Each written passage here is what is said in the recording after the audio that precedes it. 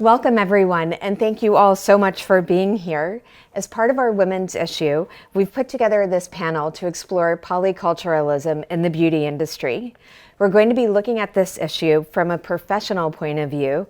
How well are companies addressing diversity internally in their workforces, as well as from a consumer point of view, exploring why creating products and brands that are truly reflective of society at large is a business mandate as well as just the right thing to do.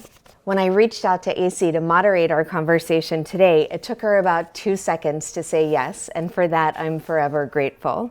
It gives me great pleasure to introduce our group.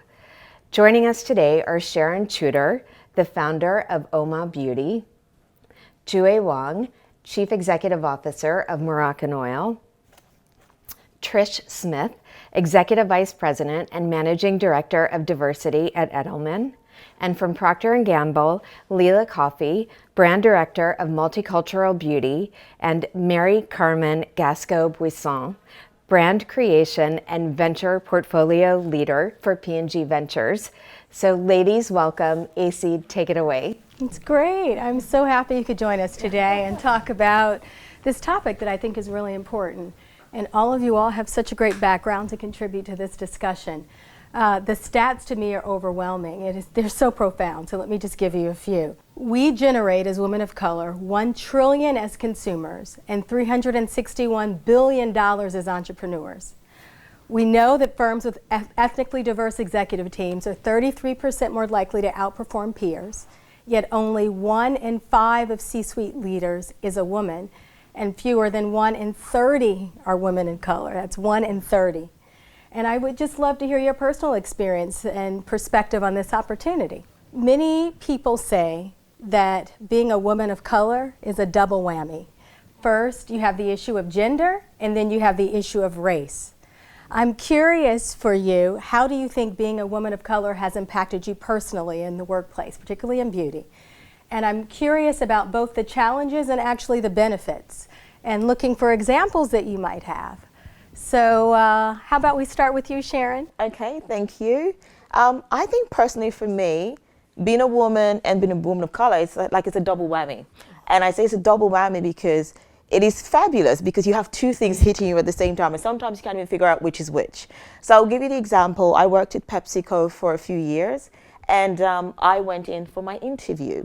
And I interviewed with many candidates, and then the feedback that came through was, oh my God, she's the most qualified of them all. But there's just something, I just don't think she might be a great fit. And I went back and asked the question why. I was like, curiously, I want to know, because they were in two minds whether to progress you to the next stage or not, because we know you can do the job, but we don't think it'd be a fit. And I said, why? They were like, well, she's too, girly and pretty for the job. This is really a boys kind of, the boys who drive trucks who actually work here, and I just don't think she's going to be a fit. And I remember they said, okay, we'll put her into the next round just to see. And so this time I actually turned up, with like a tomboy kind of shirt going, I can do this boy stuff. You want me to swear like a trucker? I can swear like a trucker. And, I came through and I got the job, and I remember starting, and, I spent years at Pepsi, but it was so interesting that the gate was already being shut in my face before you even walked in. And at that point, I couldn't even figure out which is which. Was it being a woman? Was it being a woman of color? Or was it a combination of both? And what I know now is most likely a combination of both, because I was in Australia, one of the whitest countries you can ever be in. I could get into job interviews because my name was Sharon Tudor. So I had a Western name, so they didn't know that I was a woman of color. And you can see me turn up to interviews or meetings, and people sort of go like, where is Sharon Tudor? Did we get it wrong? With that example, you can just see really people shutting the door in your face before you get an opportunity. And I think walking in there, it makes you, as a woman of color, determined to prove everybody wrong. So for me, that's actually the advantage, because you walk into every room knowing that people already have a bias and a narrative of what they expect you to be. People give you roles when you're the last alternative, or when you're overwhelmingly qualified and they cannot say no. And when you walk in there, I think the thing and the pressure it puts on you is to actually step up. And for me, I feel like there is such a bad narrative about people of color that whenever I go to a room, I put the pressure on myself to rewrite that narrative. And the story that you told, you said to get that job, yes, you I got have to assimilate. insight. Yeah, you got the insight of what the issue was, and you Yes. saw it was the lack of comfort Yes. with who they thought you were. Yes. And so you made a choice Yes. to present yourself in a way that would be more comfortable to them. for them, yes. And there's a Harvard Business Review paper that says it's not uncommon for black women to feel like they have to dim their light. Yes. Okay, which is what you were talking about. Yes. In order to better fit into the culture of the workplace. Yes. So, how do you overcome that? How can you be successful Yes. and still bring yourself to the workforce? And do you have any, if you experienced that or have any perspective? Yeah, I think the way we define women of color, it cannot be one generalization. It's not just, women of color is not just one group. My experience is probably quite different from Sharon. And I think there's generalizations that, for better or for worse, that Asians are more hardworking, we hunker down, we don't talk back, and that we will do what we are told. So I generally have an easier time getting interviews. I think where I get sort of like a little bit of a look back is where they look at me and sort of say, well, we expected you to be quiet. We expected you to, roll with the punches. Why are you now rocking the boat? In having that stereotype, because at the end of the day, I can try to change it. Just like Sharon said, let's open the doors for people behind us. For me as an Asian, I'm always feeling like, how do I get a little bit louder? How do I be more present? So it's actually the opposite. opposite. Instead Yeah, of you're you're right. right. It's Yes. become more Exactly. expressed. Exactly. Right. And so I learned from you in saying that, because to me, that is what I would love to be, a little bit more vocal, a little Yeah. bit more present. Yeah, and I agree. And on the other side of it, you have, as a black woman, everybody think you've got too much fire. If you open your mouth, you're angry. Yeah, you challenge someone in a meeting, you can see them sort of going, is she going to punch me? You're going like, how did we escalate that To quickly? exercise a degree of constraint and Decorum. suppression. Do you have any? Yeah, I think perspective, this conversation is so amazing, and I appreciate you for saying that, because the realities are different for different women. And it's based upon the fact that we all have different stereotypes, our own sort of idiosyncrasies about what we think, what we feel about certain populations. So when we go into our workplaces, it's just a microcosm of the world, right? And so you are then showing up in your own authentic self, but people see you through their own lens. And so it's up to you, to your point, to determine, do I step up? Do I help to negate those myths that they think that they possess? Some people, I think, and I know we'll get to this question, get tired of that. It can be overwhelming. It can be taxing. But I think it's a reality of people have their own, of course, preconceived notions, stereotypes, maybe based upon experiences they've had or not, oftentimes not. But how are we as the women in these workplaces helping to, whether it's bring them along, to help them understand or change their perception, and you have to decide as an individual what role you're willing to play in that. Knowing these realities, what have you done to overcome that? I think it's two words for me. It's results and fortitude, right? Results buy you a lot of license to do what you want to do, and the fortitude to just kind of work through it. And I will get the results for you. I need to be able to get them my way, because the way you're going to get the best for me is for me to be myself. So for me, it's results and keeping on with that fortitude and finding ways to work So you feel through like so you focus first, as you think about your career journey, on delivering the numbers. Right. And then after that, you felt like you got permission. I think you get a little bit of permission to be a little bit, to be yourself. And I think it's also you get more comfortable being yourself. And then you realize that I think it's because I'm being myself that the results are coming. So it's kind of reversed to say I was doing all the code shifting and the dimming and really not being able to deliver all that I can. Bring your whole self and the results come. So you talked about code shifting. Can you share a little bit about what that is and how you've experienced that? It's a very common term, I think, to people of color. It's assimilation. So you may make changes to yourself based on the audience that you're in. You might dress a bit differently at work. If you feel natural hair or braids aren't acceptable, you may change your hair at work. But then when you're back in your home environment, you look or talk very differently. But it's the way we've gotten through time to be able to fit in and flow, not be seen as threatening, not be seen as less than. So for us, code shifting has been a way to get along. But I think more and more it's becoming, no, we're not going to do that, right? We will bring our whole selves to work, and we will. And when I was raised and coming into the industry many, many years ago, we accepted that and called that being bicultural, which is how to be proficient and effective in one culture, and then how to shift and be effective in your home culture. And so, and the trade-off in that, again, is are you sacrificing yourself and the energy that it takes, and are our companies getting the best out of us when we do that? How do you, Mary Carmen, think about leading your organization to be more diverse, more inclusive? Well, so for me, it goes back to really valuing diverse points of view and genuinely doing so, really seeking to value and extract the best out of those different points of view is something that I look to do every day. But also there's a part about being very intentional about looking at the organization, looking at that room where you were at and saying, do I have representation from all the groups? And often we don't. So when we're hiring, being very intentional about making sure that we have enough people at the table of all groups so that people have an opportunity for the right candidate to emerge for the role. So it comes to that. And then honestly, a lot of it is coaching. So I do a lot of mentoring of Hispanic and African American employees. So having that support structure, those trusted mentors and sponsors that not only allow me to deal with the emotions of what is happening, do so in a very safe environment so I can unleash all that Latin passion without it coming back at me and hurting me. So doing that, and then once that energy is unleashed, then being able to be very thoughtful about what is not working, what needs to be adjusted, and having a very logical conversation with the people that I need to have that conversation with. And you talk about the Latin passion, and you talk about the difference you make for people that you mentor. What have some of your personal experiences been that have been challenges and that you've had to overcome, and how have you done that? When I was very young in my career, I would get feedback around being too passionate or being too emotional.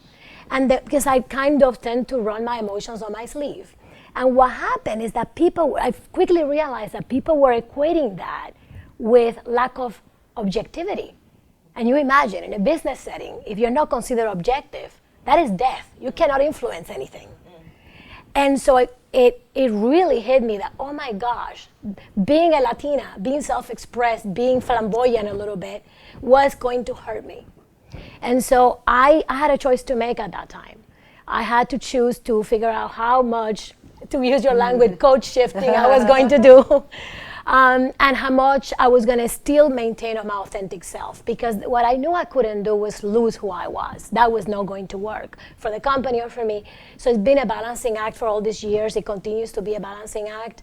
But again, I surround myself with mentors and people who can really help me find that balance. Do you feel like the diversity strategies are sufficient to really bring along women of color? My experience has been you have efforts for women, you have efforts for people of color, and I've not seen many efforts for women of color. How do you make sure women of color aren't left behind? And I think the difference sometimes with when you focus on women and women of color don't come along, I think it's this issue of implicit bias, which doesn't necessarily, is not as inherent for women. And at P&G, we are, in P&G Beauty especially, really focused on attacking this idea of unconscious bias. And the way we do it is we bring in groups of women, other and groups of diverse employees, and we do fishbowl exercises. Because what you have to do with implicit bias is to make it known. It's only implicit and because people don't realize that they have it. In these exercises, we have employees talk about the microaggressions they've experienced, some of the situations that have made them uncomfortable, while managers sit around in a very safe space, and we create the very safe space for them to do it. And that starts off this journey on them understanding what unconscious bias even is. And then we do trainings with employee and manager pairs to start to work through what that means and how that's affecting careers. The only way you're going to change the culture is to address the management that is making all the decisions, the staffing decisions. And so we've developed a program that trains the managers to try to change the culture. The trainings and then the accountability. So once you've been trained, how are you being held accountable? So you're seeing more and more companies that are now placing their bonuses, their promotion criteria on how committed you are to D&I, and that means how your numbers are improving. You have to create empathy, because it's the empathy that it creates the awareness, then creates change. Absolutely. Yeah, the unconscious bias link is really powerful. And the key is how do we translate that understanding to make sure there is more representation and there is more inclusion for women of color. And Trish, I'm curious, in your role, this is a practice, and you've done a lot of benchmarking of best practices. What are some insights that you've learned that make that change from distinguishing the bias to acting based on that? Absolutely. I think one, as we stated, is the awareness. So everyone thinks unconscious bias makes you a bad person. And as stated before, it makes you human. It's a reality. We all have biases. If we take a moment to just unconscious, hence the word, right? If we just take a moment, we would each think of ones that we have. We're really truthful with ourselves. So the acknowledgement of it, and then also that freedom and that you're good, you're still a good person, I still like you, but let's now deal with that. So, the first step in recovery is acknowledging there's a problem, right? And then you can start the steps. And so from that, I think when people recognize this, then how do I then think down that ladder? There's a term called ladder of inference, and we all infer things based upon our life's experiences. How do you walk down that ladder in certain decisions? If you're choosing a new hire, if you're determining who should be a part of a team, how did I get to that decision? What were the factors that led me to make that decision? And oftentimes you'll see there was something along the way that was unconscious. So it's really pausing for a moment to rethink how you're processing, how you're leading, how you're managing. So those are some of the things we're doing, giving people real tools that they can use to, again, rethink their thinking, that learning that they don't even realize that they've learned. They've been conditioned by where they were raised, where they went to school, who their family is. But what is interesting is that if you think about that, then your piece about revenue and performance. What I have found is that the larger companies are really up against that, right? Because they've seen smaller companies, and my experience has been working for founder companies. What is most important? Profitability, revenue generation, growth. So therefore, to your point, I think you mentioned the statistics that having women on staff actually increase profitability and revenue performance. So founder companies have no problem going right after that. And so what we are seeing is that smaller companies, emerging brands, when they are hiring, they're not hiring with blinkers. They're not sort of saying, I need to, just hire whom I think, but I want to hire the best. And women tend to get a lot of opportunities in that regard. And especially with minority women, again, there was another statistics that sort of say women of color, when they start a business, they're actually more successful than women in general, because they push themselves and work. And they start businesses at a 4-time greater rate. Exactly. When they incubate brands, they don't think of just the brand, they think of the ecosystem of the people behind the brand. And generally, a lot of those brands are run by women, started by women, and it's beginning to make them realize it's a revenue piece. It's no longer just a nice to have, and nothing talks more like the profit line, the EBITDA. We know that with companies, a leader comes in and they wipe out everybody because you're not in their squad. And they bring in their own people. You hear that word a lot. These are my people. They've come with me through 10 million companies. I used to work with liquor and the liquor industry. That it's a boys' club. It's designed to be a boys' club. To have survived, sometimes I look at my career and go like, one of the things I've done is be authentic, but be an authentic chameleon in terms of being very flexible to adapt into different environments. Because when you're in liquor, for instance, the boys, they go out, they discussing business out, not in the office. And so if you don't go on those, piss-ups, as they used to call them back then, you're not going to be involved in those conversations. And so you're having 5 a.m., your liver is absolutely getting damaged to cope here. And I know at some point in my life, it was that choice. Do you continue down this path, or do you just, which a lot of women do, just back off and just go, this wasn't my path? And I made a conscious decision that I need to walk this path so I can break this down so other people don't need to come walk this path. Picking back to Leela's point, the perception of results. And so when you talked about results, you talked about it in a database way of black and white, but we all know in big companies, there's a lot of influence and perception of results.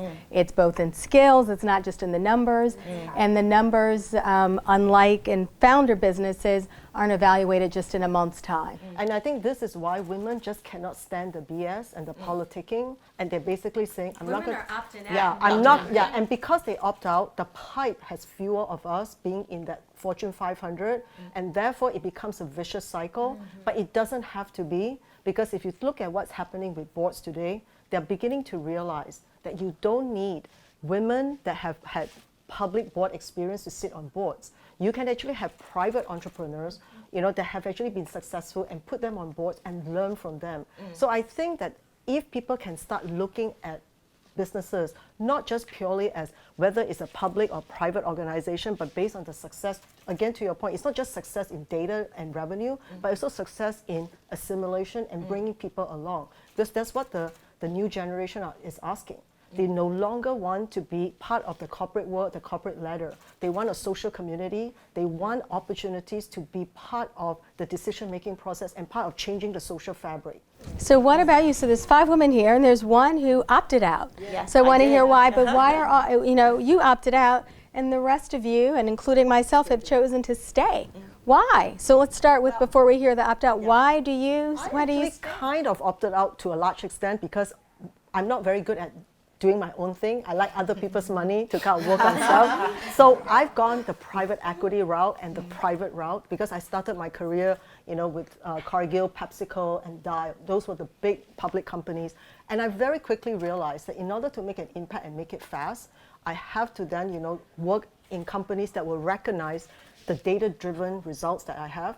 And because I was also definitely a little bit more on the quiet side, that the only thing I could really showcase was really my numbers. And so with that said, I feel like I have kind of have my feet in both worlds, and I feel like I'm juggling it well, and there will come a time. Being in a smaller organization with PE, which is a really bottom line focus versus objective, so you've opted there. Yes. And so Sharon, you've opted to do your own thing. Yes, exactly. And I think for me opting out, I felt like I could make a bigger impact by opting out. By opting in, I could fight my way for the next 20 years and probably allow a few women come in. But I actually believe that we can create a world where women are more confident in themselves, especially women of color, where we can actually go in there, we can actually ask. And what I'm doing right now is paving the way for that, and having the ability to create my own story, my own narrative, amplify that, and reach a broader set of women, reach women when they're much younger, before they get into that corporate world, make them fall in love with themselves, make them be strong, make them get into those organizations, ask for money, ask for that job. Women, we tend to wait until we're 10 out of 10, and women of color, we want to be 15 out of 10 before we apply for a job. I can't get this message out by being within one company because I have to be part of this system. I have to be held back. I can't speak freely. Now I can just say it, and I can say it unfiltered, and I can reach all these girls right at the heart, and when they're younger, and inspire them. And I think doing that is going to make a much bigger impact. If these women are walking in there and demanding it, the companies are going to be listening. And the good thing is we've got you guys in those companies influencing and making these companies ready. And so when these women come in there and are going, hey, I'm here and I'm ready for this. I'm getting that job because I deserve it. I'm applying for that promotion. I need a pay rise, otherwise I'm walking out. We're going to have a better world. So I think both work hand in hand. And for you, why have you stayed? For me, the opportunity Sharon spoke about for me, it's our duty to help create role models and pave the way, or there is no diversity. So it's as much out of duty and a little bit of risk aversion to kind of go out and do your own thing, although we do that more often. So tell me your story. Why? And you've experimented with your own business over the years, so why do you stay? What I'm loving about what I'm doing right now in P&G Ventures is that I am literally helping this huge company figure out how to create brands in the new world, in this new economy that we're in. And that is so exciting and fun and skill building. So right now I'm having a blast. And if we can crack this, I'm going to be the better for it. So you choose to stay because you like what you're doing? I love what I'm doing right now. And I think that, I stay because I love what I'm doing, because I believe in the mission that we're after. But when I retire, I'm going straight into that statistic. And I'll be better at it. And I think I stay because, and I'm going on 20 years with P&G, which is amazing, because I feel like I am now in a position where I can influence inside and outside of the company. Being brand director of multicultural beauty, I can change what P&G is doing to design for this consumer.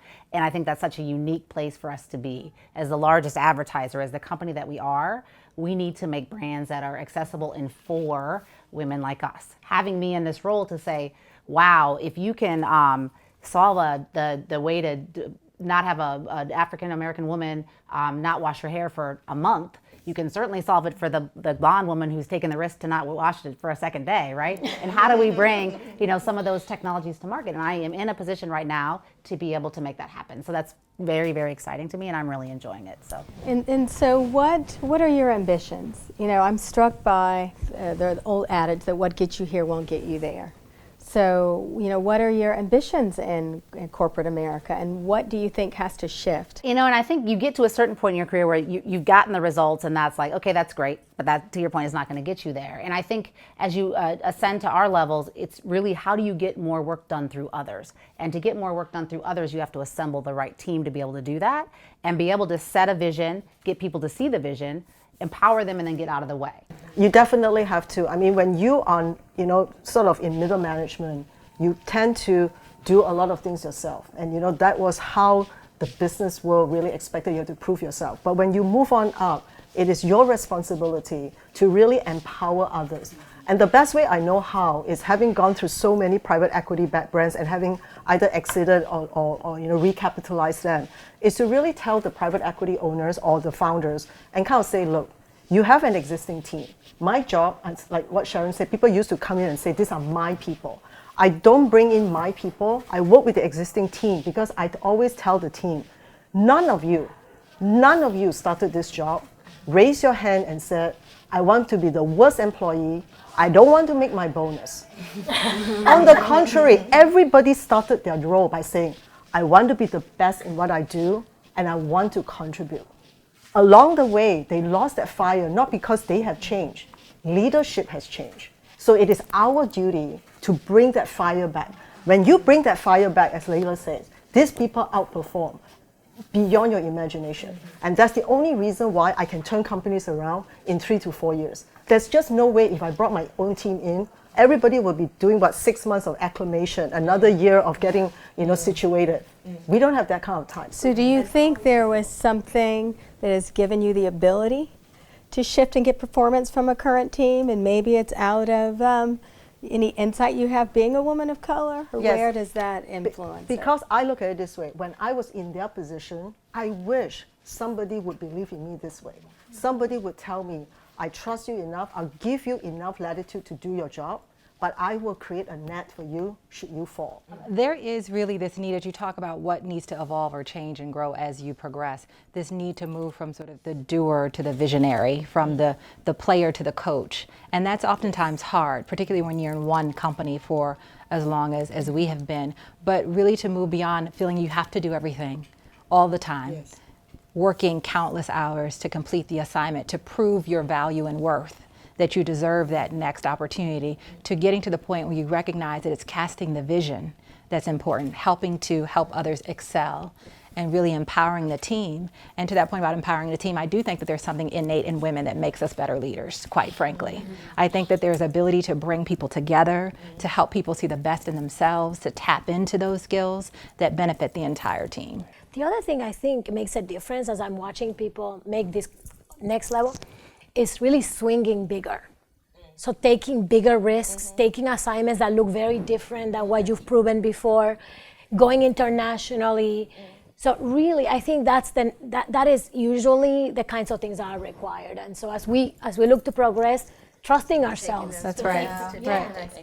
And we're oftentimes women of color so fearful of that, even more so, right? Right, the confidence and the realities of our world, right? We just talked about the pay gap. So I think oftentimes we are even the most risk averse. How do you see the link between the business case for diversity impacting the inside case to make sure you have more diverse talent as more and more companies see the buying power that we have? How is that showing up in the inside the company diversity? Right, and I think it's knowing you've got to have a workforce that is mirroring the consumer.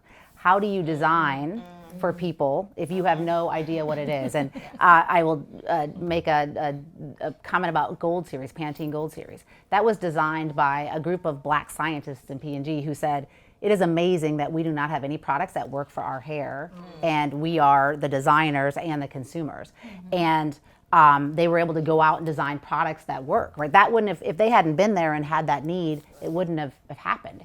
And so if you cannot have the people inside the company that look like who the people you're trying to attract are, it's never going to work. And I think we are coming to that conclusion very quickly to say, if we want to win, and if we want to be capturing our share of those dollars, we have to change how we're acting in the inside to be able to have the insights we need to win on the outside. I think the other thing in big corporations that we can influence is who are the partners we're working with, right? Like, why is there not a minority woman shooting this ad for me? And we tend to just go with, oh, that's who purchasing gave us. Stop and ask the question. Exactly, because that is where we can drive that wage improvement. Just give people a chance. Just give them a chance. That's why I think the in and out game is so important. It's not an either or. It's both. It's both. We need some of us inside and we need some of us outside. Yeah. Because you can influence that decision-making process in terms of supplier diversity and partners and so By on. asking a simple question that people aren't asking. Why not? Why not? I think that idea of inside and outside and of really recognizing your own value is a fantastic note to end on. And this has been so incredibly insightful, and I thank you for participating and for coming today. Thank you, Jenny, for making this happen.